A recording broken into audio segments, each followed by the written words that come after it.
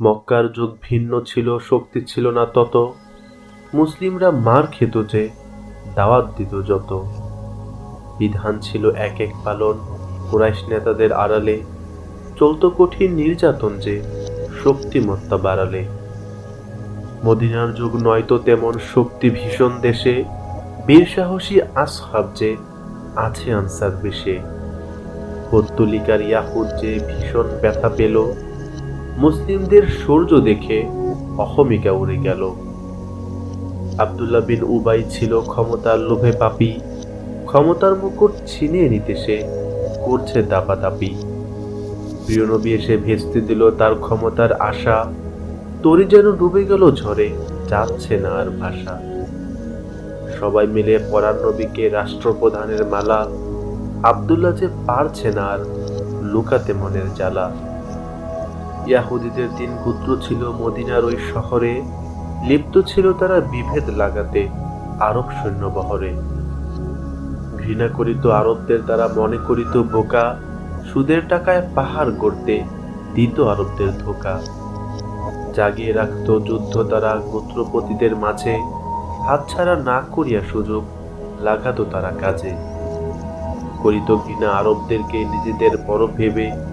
ধর্ম তারা নামে মানিত, যেন ছুঁড়ে ফেলে দিবে। মনে করিত আরব জাহান জাতিতে তারা নিচু। হ্যায় করিলে তাদেরকে কেউ করতে পারবে না কিছু। ব্যবসায় তারা ছিল যে পটু, কামাই করিত বেশি। আনিত পোশাক খাদ্য পণ্য, পাইত না যাহা দেশি। বনু কাইনুকা, বনু কুরাইজা আর ছিল বনু নাজির। ইয়াহুদী এই গোত্র ছিল শয়তানিতে সদা হাজির। প্রশ্ন করিলেন তাদের গুরু, মনে ছিল যাহা সবই। এক এক করে উত্তর যে দিয়ে গেল প্রিয় নবী। জবাব তাহা ঠিক পেয়ে তিনি হলেন বেজায় খুশি। ধূলিসাৎ হলো মিথ্যা সকল, হয়ে গিয়ে ফিকে খুশি। আব্দুল্লাহ বিন সালাম ছিলেন সত্যান্বেষী সেই গুরু। দিনের পথে সত্যের ফেরি করলো যে তাই শুরু। ইসলাম গ্রহণের ঘোষণা দেন তিনি লোক সকলের কাছে। ইয়াহুদী সব অপবাদ দিতে লেগে গেল তার পাছে। তাদের মাঝে যেই করে শুরু সত্য দিনের ফেরি, তার নামেতে নিন্দা রটাতে করে না কো তারা দেরি। মুশরিক আর কাট্টা কাফের চিন্তায় পড়ে যায়। মুসলিমদের শক্তি বাড়ছে, কি বলো হায় হায়। মুসলিমরা সব এক হয়ে যায়, মসজিদ গড়ে তোলে। ইট পাথর তারা বহন করে যে, ভেদাভেদ সবই হলে। ইয়াতিম বালক মালিক বিধায় জমি কিনিয়া নেয়।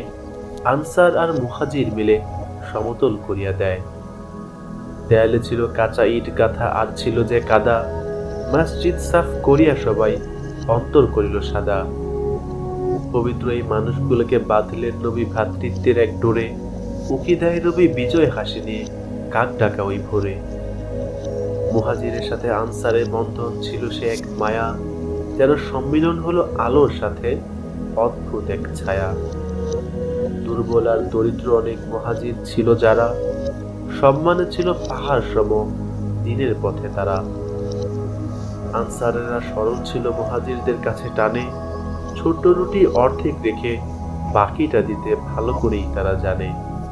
নিজ সম্পত্তির ভাগ দিয়ে যে কুরবানি তারা করে। কোন জোরে যে অমুসলিম ওই মোকাবেলা তাদের করে। অঙ্গীকারে প্রাণের নবী হতে বিশেষ জাতি। আধার দেখে ঝাঁপিয়ে পড়ো, জ্বালিয়ে হকের বাতি। সুবিচার ঠিক করতে হবে, হোক না সে কোনো বন্দী।